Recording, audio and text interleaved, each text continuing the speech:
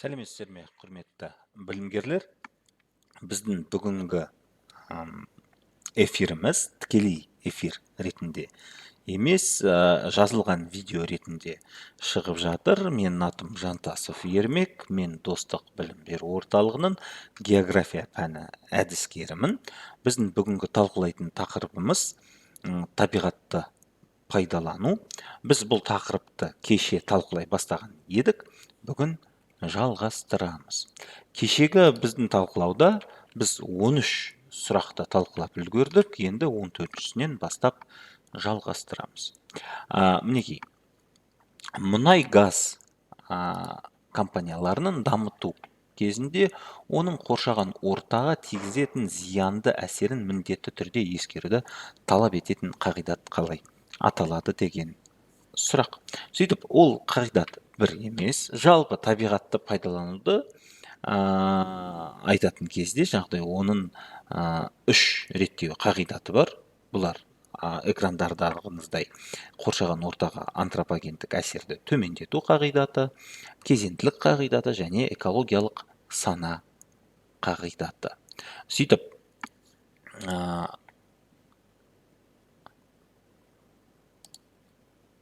нақты қазір біздің осы сұрақтың жауабы қайсысы деген кезде дұрыс жауабы қоршаған ортаға антропогендік әсерді төмендету қағидаты болады. Енді бұл қағидаттарды тек қарастыратын болсақ, қоршаған ортаға антропогендік әсерді төмендету қағидаты өзі айтып тұр, қоршаған ортаға жағдай адамның тигізетін әсерін барынша төмендетуді қарастырады. Сөйтіп, одан басқа кезеңділік қағидаты не туралы десеңіздер, ол жағдай адам әрекетінің бірінші орында әрине өнеркәсіп пен сол сияқты салалардың қоршаған ортаға әсерін үздіксіз бақылау және экологиялық мониторинг жасау туралы қағидат болып табылады. Және үшінші экологиялық сана қағидаты. Бұл не деген кезде, бұл жерде табиғатты дұрыс пайдалану, яғни тиімді пайдалану жолдарын іздестіретін сана қалыптастыру қағидаты. Бұл жерде экологиялық ақпараттың жариялық қағидаты бар және жауапкершілік қағидаты бар. Байқап тұрсаңыздар, әр қағидат 2 жағдай құрамдас бөліктен тұрады екен. Келесі сұрағымызға көшейік. 15-ші сұрақ: табиғи және ресурс үнемдеуші технологияларды енгізу арқылы табиғи ресурстарды тиімді пайдалануды қарастыратын қағидат қайсысы деген кезде, бұл жерде біз немеге қараймыз? Тиімді пайдалануды қарастыратын қағидат деп тұр. Яғни бұл не қағидаты?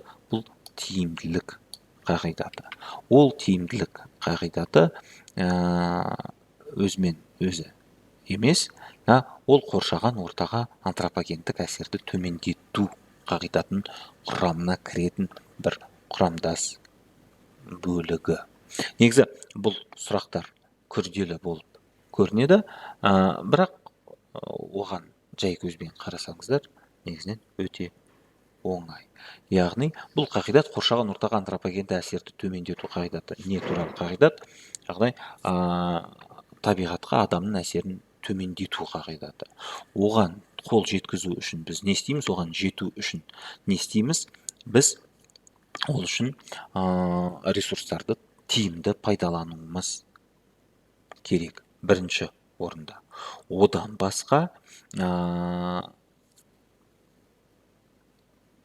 экономикалық мақсаттылық қағидаты. Яғни, егер біз табиғатты пайдаланатын кезде ол экономикалық тұрғыдан, қаржылай тұрғыдан тиімсіз болып тұрса, онда бұл бастаманы бастап та керек емес. Бірақ не істеуіміз керек? Жағдай оның қаржылай жағын қарастыратын кезде табиғатқа деген әсерін ескеруіміз керек міндетті түрде. Яғни мысал ретінде келтіретін болсақ, бір мұнай кәсіпорнын, яғни кен орнын орнату кезінде, бір мұнай мұнарасын дейік орнататын кезде, бір мұнай мұнарасы бар дейік, мен өтіріктен салып жатырмын. Оны орнататын кезде оған кететін қаржы бар, орнату қаржысы бар. Оны орнататын кезде ненің қаржысы келеді? Материалдардың қаржысы, материал дейміз. Жұмысшыларға төленетін жалақы қаржысы, жалақы. Одан басқа материалдар мен жұмысшыларды жеткізу бар, жеткізу.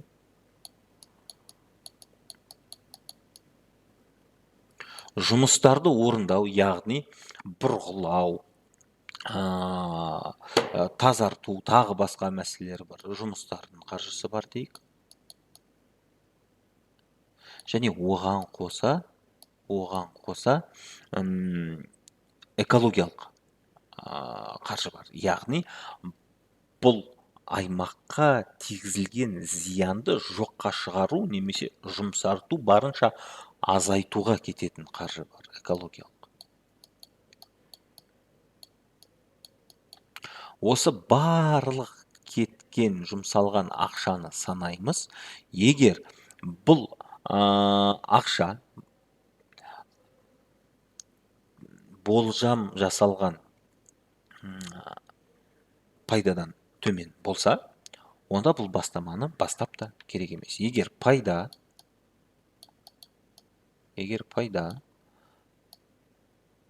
бұл қаржыдан үлкен болатын болса, онда бұл жағдай кен орнында орнатудың мән мағынасы бар. Бұл экономикалық мақсаттылық қағидаты. Одан басқа, оны орындайтын кезде біз міндетті түрде неге қарауымыз керек? Табиғи ресурстарды тиімді пайдалануымыз керек. Яғни қоршаған ортаға зиян келтірмейтін, тепе-теңдікті, яғни экологиялық тепе-теңдікті, табиғи тепе-теңдікті сақтайтын және болашақ ұрпақтарға даму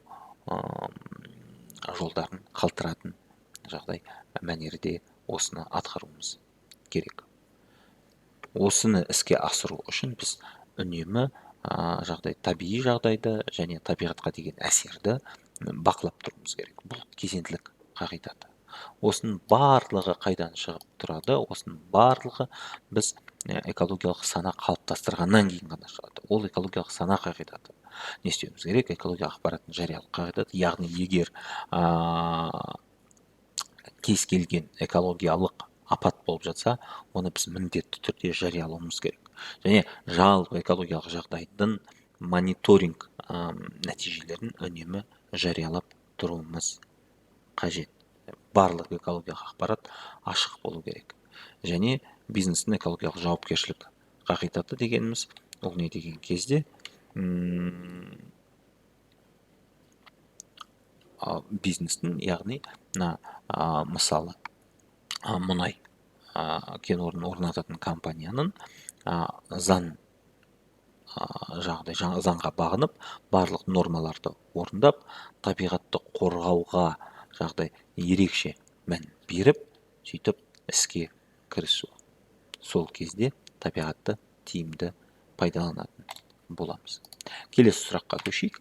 16-шы сұрақ: табиғатты пайдаланудың кезеңділік қағидатының құрамдас бөліктерін белгілеңіз дейді. Сөйтіп, кезеңділік қағидатының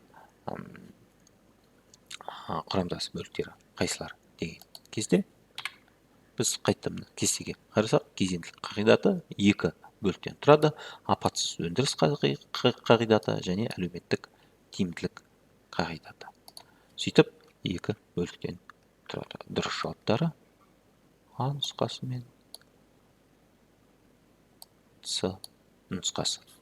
Келесі сұрағымыз: ғылым мен техниканың жетістіктерін енгізу есебінен ластаушы заттар шығарындыларының мөлшерін азайтуды және уыттылығын төмендеуді көздейтін қағидат қалай аталады?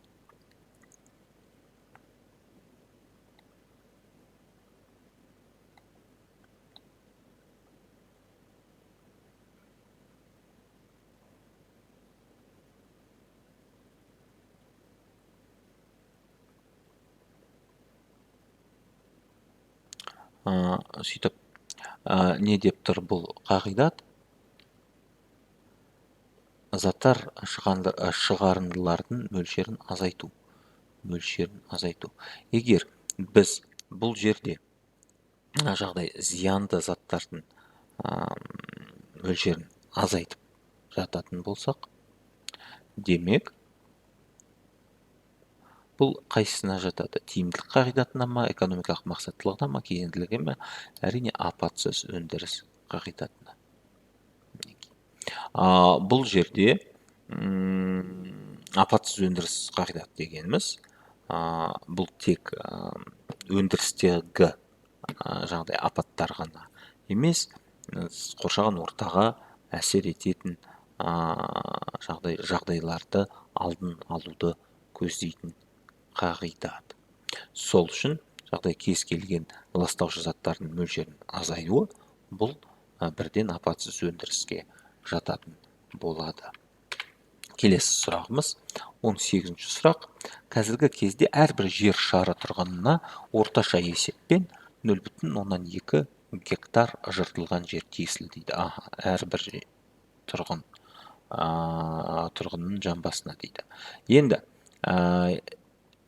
Қазақстанда бұл көрсеткіш жан басына шаққанда 1,3 гектар.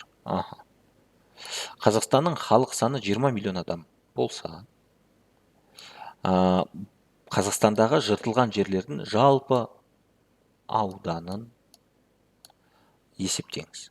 Сөйтіп, оны қалай есептейміз? Оны өте оңай есептейміз. Сол үшін калькулятор қолданамыз. Ортада калькулятор қолдануға рұқсат берілген. Сөйтіп, жан басына шаққанда 1,3 гектар бар екен Қазақстанда, жан басына шаққанда. Әр тұрғын басына. Ондай тұрғындардың саны қанша дейді? Ондай тұрғындардың саны 20 миллион адам. 1, 2, 3.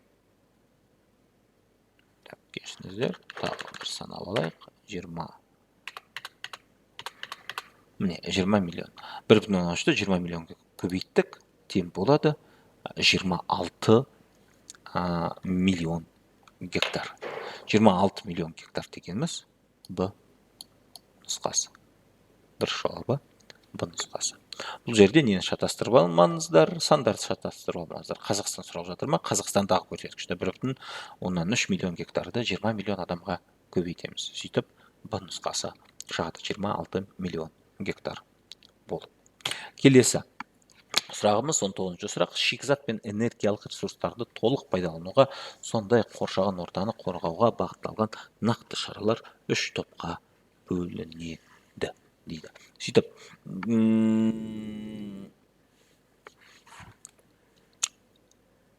шаралардың 3 тобы. Бұл жерде байқаңыздар. Яғни, табиғат пайдаланудың түрлері емес, табиғат пайдаланудағы шаралардың түрлері. Және олар қандай болады? 3 топ. Химиялық, ұйымдастырушы басқарушылық және технологиялық.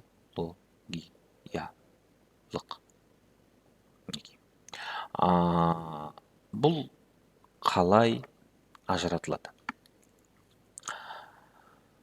Бұлар қалай ажыратылады?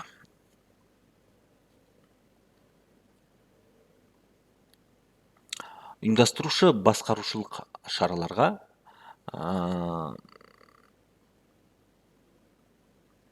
әкімшілік шаралар жатады. Мысалы үшін адамдардың лауазымдарын дұрыс реттеу, лауазымдарды дұрыс беру, лауазымдағы адамдарға дұрыс білім беру, оларды дайындау және олардың техникалық инструкцияларын дұрыс жазу жатады. Яғни жұмысты ұйымдастыру. Технологиялық шараларға не жатады деген кезде? Технологиялық шараларға мысалы үшін әртүрлі қондырғыларды орнату. Мысалы, зауытта атмосфераға жағдай артық шығарындыларды тастайтын кезде артық болмасын деп фильтр орнату, мысалы үшін мұржаға фильтр орнату, немесе жер ресурстарын пайдаланатын кезде ауыл шаруашылығында да болады, ағаш отырғызу, ол да технологиялық шараға жатады. Ал химиялық шараға не жатады деген кезде, мысалы біз орнатқан мұржаға, біз орнатқан құбырға жаңағыдай тат баспасын деп, жаңағыдай коррозия баспасын деп, оны арнайы химиялық заттармен жаңағыдай өңдеу, бояу жағу, немесе реагент жағу, тағы сол сияқты шаралар. Сөйтіп үшеуі де өте маңызды. Келесі сұрағымыз 20.